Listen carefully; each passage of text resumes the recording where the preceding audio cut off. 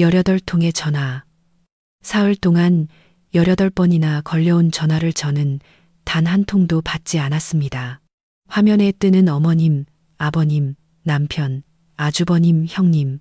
저는 그냥 휴대폰을 이불 아래 뒤집어 놓고 고등학교 친구들과 오랜만에 삼겹살을 구워 먹었습니다. 탄 부분을 쌈에 싸서 먹으면서 웃었습니다. 오래간만에 느끼는 웃음이었습니다. 어떻게 이런 일이 생겼냐고요. 그건 열흘 전 시아버님 제삿날로 거슬러 올라갑니다. 저는 수진입니다. 올해 40살이에요. 초등학교 3학년 아들 하나를 키우면서 남편 민준과 결혼한 지 11년째입니다. 남편은 중견 제조업체 구매팀에서 일하는 성실한 사람입니다. 말수가 적지만 집안일을 잘 도와주는 편이에요. 단 한 가지만 빼면요. 형인 아주버님 앞에 서기만 하면 갑자기 의견이 없어지는 사람이에요. 어머님 말씀이라면 더더욱이고요. 아주버님은 서울 마포에서 세무사 사무소를 운영하십니다. 직원 10명, 남짓되는 규모라고 하더라고요. 아파트도 넓고 차도 좋습니다. 형님이신 혜진 씨는 결혼 전에 은행에 다니셨다고 하는데 지금은 살림을 하세요. 아이가 없으셔서 그런지 늘 여유롭고 단정해 보입니다. 저는 요양병원 행정실에서 일하는 평범한 직장인입니다. 아침마다 아들 챙겨 학교 보내고 출근하고 퇴근하면 장 보고 저녁 차리는 그런 사람이에요. 11년 동안 제삿날마다 새벽부터 일어나 전 부치고 나물 무치고 시댁 식구들 뒷바라지해 온 사람입니다. 시아버님이 돌아가신 지 벌써 3년이 됩니다. 뇌졸중으로 갑자기 가셨어요. 그 이후로 제삿날이면 어머님 댁에 모여서 제사를 지냅니다. 아주버님네가 주관하고 저희가 도우러 가는 시기였어요. 그런데 도우러 간다는 말이 실제로는 저 혼자 음식을 거의 다 하고 형님은 옆에서 차를 마시는 풍경이었습니다.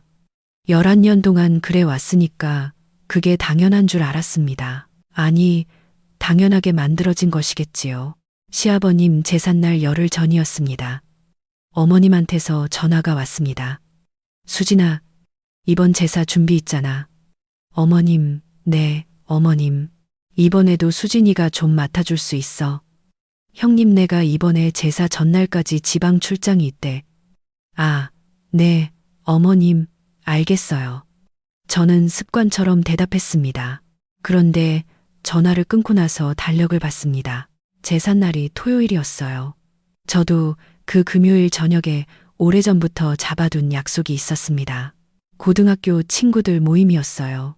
벌써 2번이나 미뤄서 이번만큼은 꼭 가겠다고 약속한 자리였습니다. 저는 다시 어머님께 전화를 드렸습니다. 어머님, 아까 말씀하신 제사 준비요. 제삿날 전날 저녁에 제가 약속이 있어서요. 토요일 당일 아침 일찍 가서 준비해도 될까요? 어머님이 잠시 뜸을 드셨습니다. 수진아, 당일 아침엔 너무 촉박하지 않아? 제사가 저녁 6시잖아. 어머님, 아침 7시에 가면 충분히 할 수 있어요. 전이랑 나물은 당일 하는 게 더 맛있기도 하고요. 어머님이 좀 더 망설이셨습니다. 그래, 알겠어. 그럼 그렇게 해. 저는 그렇게 약속을 지켰습니다. 금요일 저녁, 오랜만에 친구들을 만났습니다. 삼겹살에 소주 한 잔, 웃고 떠들고 늦게까지 있다가 돌아왔습니다. 집에 돌아오니 밤 11시였어요. 남편은 소파에서 자고 있었고 아들은 벌써 방에 들어가 있었습니다. 저는 가볍게 씻고 잠자리에 들었습니다. 오랜만에 몸이 가벼웠습니다. 다음 날 아침 5시 반에 일어났습니다. 어머님 댁에 가져갈 재료를 챙겨서 7시에 도착했습니다. 문을 여니 어머님이 부엌에 계셨어요. 수진아 왔어? 어머님 네. 왔어요. 일찍 왔네. 어머님, 저는 제가 부칠게요. 동태전이랑 호박전, 두부전 다 가져왔어요. 어머님이 고개를 끄덕이셨습니다. 고맙다. 형님네는요? 출장에서 오늘 낮에 온댔어. 점심때쯤. 저는 앞치마를 두르고 부엌에 섰습니다. 기름을 두르고 전을 부치기 시작했습니다. 혼자서 2시간 넘게 부엌에 있었습니다. 어머님은 가끔 들어오셔서 괜찮냐고 물으셨고 저는 괜찮다고 했습니다. 정말로 괜찮았습니다. 제가 선택한 시간이었으니까요. 점심때가 돼서야 아주버님 차가 들어왔습니다. 형님이 캐리어를 끌며 들어오셨습니다. 어머나 수진 씨, 벌써 다 해놨네요. 수고했어요. 형님, 네, 잘 다녀오셨어요? 응, 근데 피곤해서 저 좀 쉬어야 할 것 같아요. 형님은 방으로 들어가셨습니다. 아주버님은 어머님 옆에서 이런저런 이야기를 하셨고요. 저는 상을 차리기 시작했습니다. 제사가 끝나고 온 가족이 둘러 앉았습니다. 밥을 먹으면서 아주버님이 이야기를 꺼내셨습니다. 어머니, 저 드릴 말씀이 있어요. 모두의 시선이 아주버님께로 갔습니다. 어머님이 젓가락을 내려놓으셨어요. 뭔데? 사실 저희가 요즘 이사를 생각하고 있거든요. 좋은 데 있어? 네. 마포에서 좀 더 외곽으로. 어머님 댁이랑 가까운 쪽으로 알아보고 있어요. 가까우면 자주 들를 수 있으니까요. 어머님 얼굴이 환해지셨습니다. 그래, 그럼 좋지. 가까이 살면 어머니도 마음이 편하지. 아주버님이 자연스럽게 말을 이었습니다. 그리고 어머니, 한 가지 말씀드리고 싶은 게 있는데요. 응. 앞으로 제사나 어머니 생신 같은 큰 행사는 저희 집에서 하면 어떨까요? 저희가 주관하고 어머님이 고개를 끄덕이셨습니다. 그게 좋겠네. 재영이가 큰아들이니까 자연스러운 거지. 그러면 음식 준비나 뒷정리는 수진이가 맡아주면 되고 저는 젓가락을 살며시 내려놓았습니다. 자연스럽게 흘러가는 이야기였습니다. 아주버님네 집으로 장소만 바뀌고 일은 그대로 저한테. 저는 남편 얼굴을 봤습니다. 민주는 밥그릇만 내려다보고 있었어요. 어머님, 제가 조용히 입을 열었습니다. 어머님이 저를 보셨습니다. 아주버님 댁에서 행사를 하시면 음식 준비는 형님께서 하시는 게 자연스럽지 않을까요? 제가 거기까지 가서 혼자 다 하는 건 좀 이상한 것 같아서요. 어머님 표정이 순간 굳으셨습니다. 수진아, 그게 무슨 말이야? 형님이 살림을 안 해봐서 혜진이는 음식을 잘 못하잖아. 수진이가 워낙 잘하니까 하는 말이지. 어머님, 그런데 저도 직장을 다녀요. 시간이 없는 건 마찬가지예요. 그리고 형님 댁에서 하는 행사인데 형님이 집 주인으로서 준비하시는 게 맞지 않을까요? 아주버님이 난처한 표정으로 끼어드셨습니다. 수진 씨, 제가 행사 비용은 다 낼게요.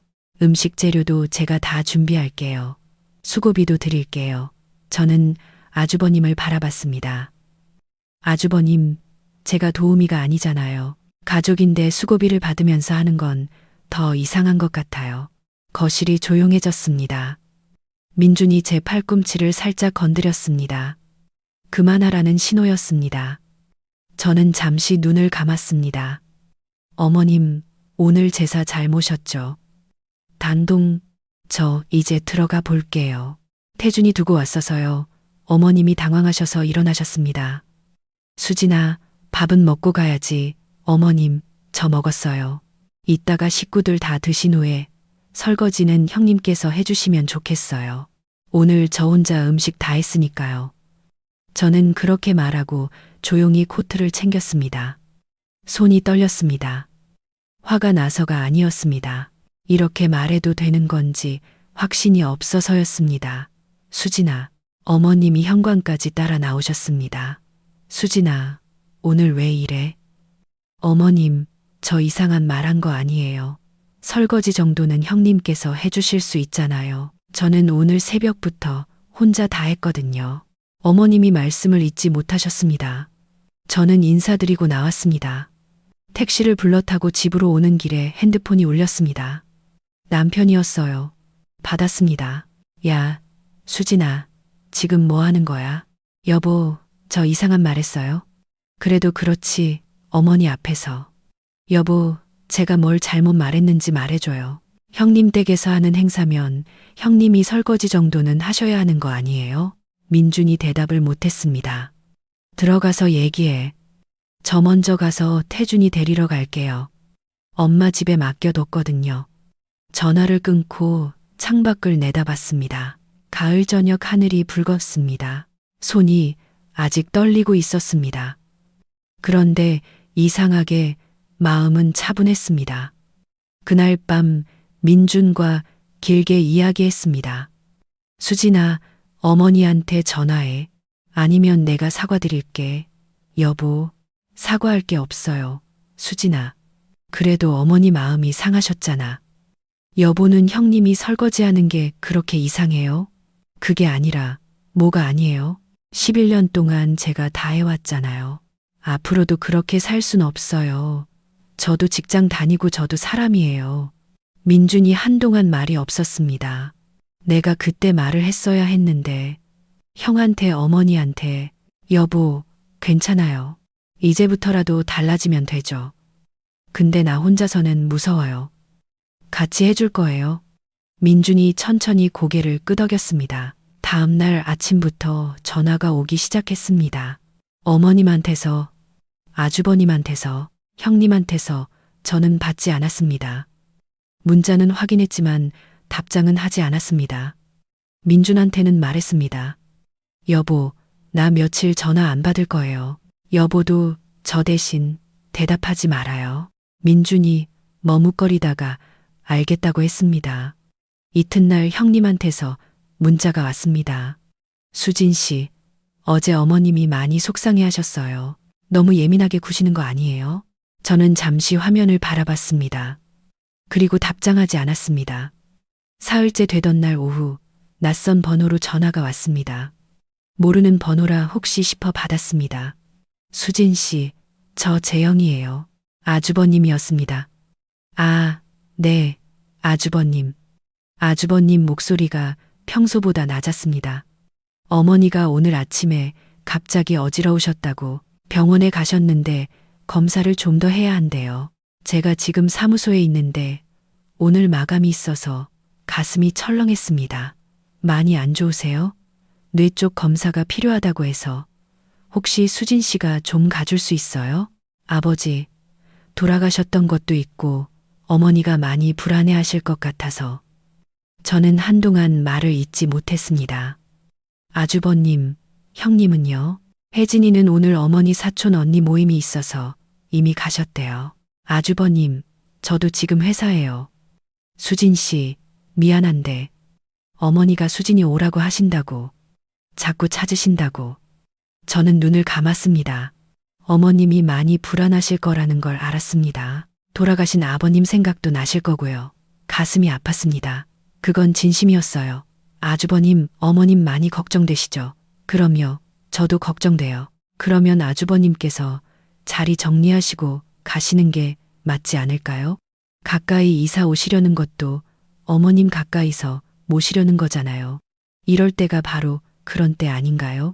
전화가 잠시 조용해졌습니다. 수진 씨, 나도 어머니 걱정되죠. 근데 오늘은 진짜 못 가요. 마감을 못 넘기면 고객사에서. 아주버님, 저도 오늘은 정말 자리를 비우기 어려워요. 저희 병원 면회 스케줄이랑 서류 처리가 있어서요. 저도 직장인이에요. 전화가 끊겼습니다. 저는 잠시 가만히 앉아 있었습니다. 손이 떨렸습니다. 어머님이 병원에 혼자 계신다고 생각하니 마음이 무거웠습니다. 하지만 제가 지금 움직이면 달라지는 게 없다는 것도 알았습니다. 아무것도 1시간쯤 뒤 형님한테서 전화가 왔습니다. 수진 씨, 저예요. 어머님이 많이 무서워하세요. 저 모임 자리라 도저히 수진 씨가 가주면 안 돼요. 저는 차분하게 말했습니다. 형님, 저도 지금 근무 중이에요. 형님, 아까 아주버님께도 여쭤봤는데 가까이 이사 오시려는 게 어머님 가까이서 모시려는 거잖아요. 이럴 때가 바로 그 이유 아닌가요? 수진 씨, 그건 경우가 다르잖아요. 어떻게 다른 건가요? 어머님 옆에 계실 분이 필요하신 거잖아요. 수진 씨는 마음이 없는 거예요? 형님, 마음이 없는 게 아니에요. 어머님 걱정되죠. 진심으로요. 그런데 왜 항상 제가 가야 하죠? 아주버님도 큰아들이시고 형님도 큰 며느리세요. 수진 씨, 너무하네요. 정말. 전화가 끊겼습니다. 저는 잠시 눈물이 차오르는 걸 느꼈습니다. 너무하다는 말이 가슴에 박혔습니다. 제가 너무한 걸까요? 저는 정말 몰랐습니다. 너무한 게 누구인지를요. 그날 저녁 민준한테서 전화가 왔습니다. 수진아, 형이 많이 화났어. 네가 너무 이기적이래. 어머니 아프신데. 여보, 나 이기적인 거야? 민준이 잠시 침묵했습니다. 아니, 네 말이 맞아. 그럼요. 근데 어머니가 걱정되잖아. 나도 걱정돼요. 그래서 여보가 가야 하는 거 아니야. 여보가 아들이잖아요. 민준이 말을 잇지 못했습니다. 수진아, 여보, 나도 가고 싶어. 근데 오늘 출장지에서 당장 올라오는 게. 여보, 저도 오늘은 어려워요. 그래도 내일은 갈 수 있으니까 내일 같이 가요. 어머님한테는 내가 연락할게요. 전화를 끊고 나니 눈물이 흘렀습니다. 후회는 없었습니다. 다만 마음이 무거웠습니다. 이렇게까지 해야 하는 건지 그 밤 오래 잠들지 못했습니다. 나흘째 되던 날 아침 아버님 번호로 전화가 왔습니다. 수진아, 아버님, 네. 어머님은 좀 어떠세요? 검사 결과 나왔어요. 뇌 쪽은 이상 없대. 귀 쪽 문제라고 하더라고. 이석증이래. 다행이에요. 아버님, 수진아, 네. 아버지가 할 말이 있어. 아버님 목소리가 낮게 가라앉았습니다. 미안하다. 어머님이 많이 안 좋은 줄 알고 수진이한테 전화하게 됐는데 그게 얼마나 당연하게 생각한 건지. 아버님, 아버지가 그동안 수진이한테 고맙다고 한 번이라도 제대로 말한 적이 있나 싶어서 명절마다 새벽부터 혼자 음식하고 제사마다 다 짊어지고 11년 동안 그걸 아버지가 당연한 줄 알았어. 저는 아무 말도 할 수가 없었습니다. 수진아, 아버지가 재영이한테 얘기할게. 이사 문제도 앞으로 행사 준비도 두 집이 같이 해야 한다고. 아버님, 그러실 필요 없어요. 수진아, 아버님 어디 사시든 그건 두 분 결정이에요. 저 그것 때문에 이러는 게 아니에요. 저는 그냥 같은 며느리로 똑같이 대우받고 싶었어요. 모든 걸 혼자 당연하게 감당하는 게 아니라 아버님이 한동안 말씀이 없으셨습니다. 그렇구나. 아버지가 그걸 몰랐어. 수진아, 네가 많이 힘들었겠구나. 아버님, 빨리 나으세요. 진심이에요. 전화를 끊고 나서 한참 창밖을 바라봤습니다. 가을 하늘이 높고 파랬습니다. 아들 태준이가 옆에서 숙제를 하다가 고개를 들었습니다. 엄마 괜찮아. 네, 엄마 괜찮아. 아들이 제 손을 꼭 쥐었습니다. 별말 없이 그냥 저는 그 손을 꼭 잡았습니다. 닷새째 되던 날 오후 어머님한테서 직접 전화가 왔습니다. 오랫동안 화면을 바라봤습니다. 그리고 받았습니다. 수진아, 어머님, 네, 목소리 좀 어떠세요? 응, 좀 나아졌어. 어지러운 게 많이 가셨어. 어머님이 잠시 침묵하셨습니다. 수진아, 어머니가 할 말이 있어서. 네, 어머님, 어미가 미안하다. 저는 아무 말도 하지 않았습니다. 어미가 너한테 너무 많은 걸 당연하게 생각했어. 형님은 음식을 못한다. 재영이는 바쁘다. 수진이가 잘한다. 그 말로 11년을 다 떠넘긴 거잖아. 어머님. 제삿날 아침 혼자 일찍 와서 전 부치고 나물 무치고 아무도 고맙다고 안 했지.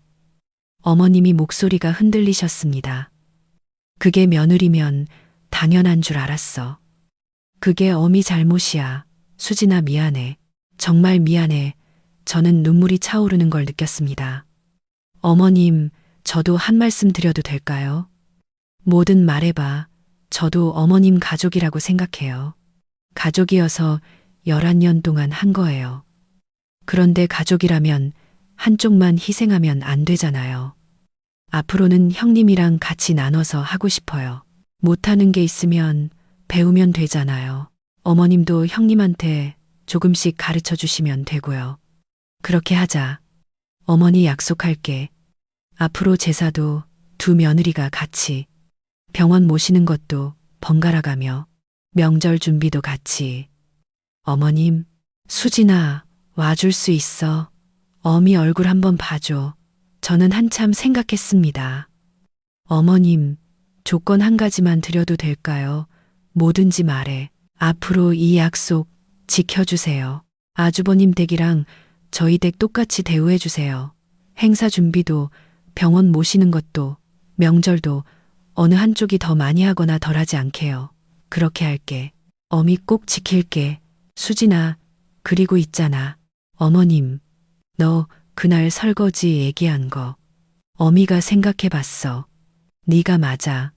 재영이 집에서 하는 거면 혜진이가 마땅히 해야지. 어머니가 그걸 왜 몰랐을까? 저는 웃음이 나왔습니다. 눈물 사이로 어머님, 오늘 저녁에 갈게요. 민준과 함께 병원으로 갔습니다. 병실 문을 여니 어머님이 침대에 기대어 앉아 계셨습니다. 저를 보시자마자 손을 내미셨습니다. 수진아 왔어. 어머님 많이 놀라셨죠? 어머님이 제 손을 꼭 잡으셨습니다. 미안해. 네가 뭘 잘못한 게 아닌데 왜 이렇게 됐는지. 병실 문이 열리고 아주버님과 형님이 들어오셨습니다. 형님이 저를 보며 잠시 멈추셨습니다. 수진 씨. 네, 형님. 제가 생각이 짧았어요. 미안해요. 같은 며느리끼리 제가 너무 편했던 것 같아요. 형님이 고개를 숙이셨습니다. 저는 뭐라고 해야 할지 몰라서 그냥 조용히 고개를 끄덕였습니다. 아주버님도 천천히 말씀하셨습니다. 수진 씨, 나도 반성했어요. 어머니 가까이 모시겠다고 해놓고 막상 일이 생기니까 수진 씨한테 전화한 거잖아요.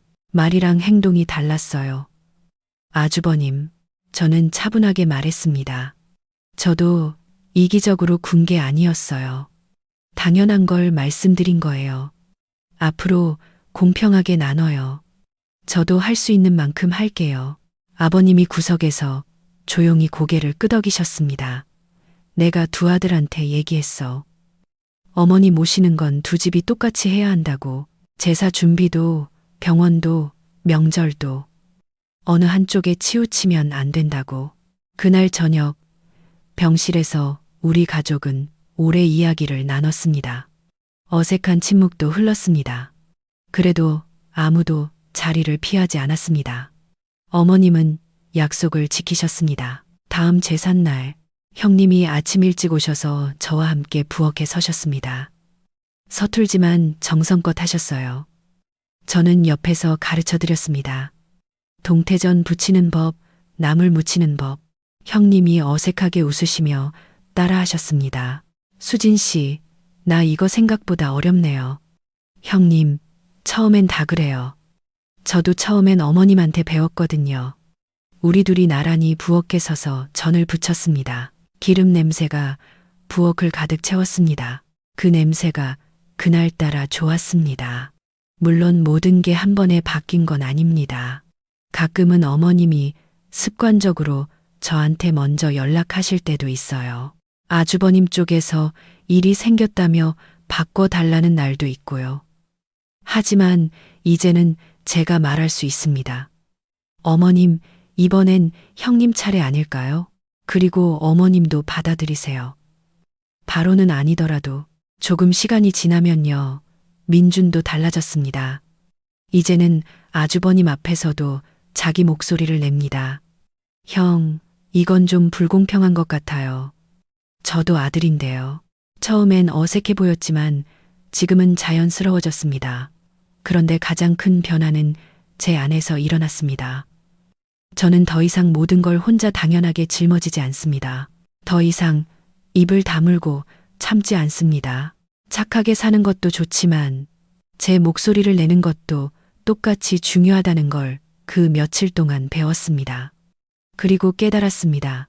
진짜 가족이라면 한쪽의 희생을 당연하게 여기지 않는다는 것을. 진짜 사랑이라면 공평함과 존중 위에 세워진다는 것을. 그리고 가장 중요한 건 내가 나를 먼저 존중해야 다른 사람도 나를 존중한다는 것을. 18통의 전화를 받지 않았던 그 사흘이 제 삶을 바꿨습니다. 저는 이제 압니다. 좋은 며느리가 되는 것도 중요하지만 그보다 더 중요한 건 내가 나로서 사는 것이라는 걸.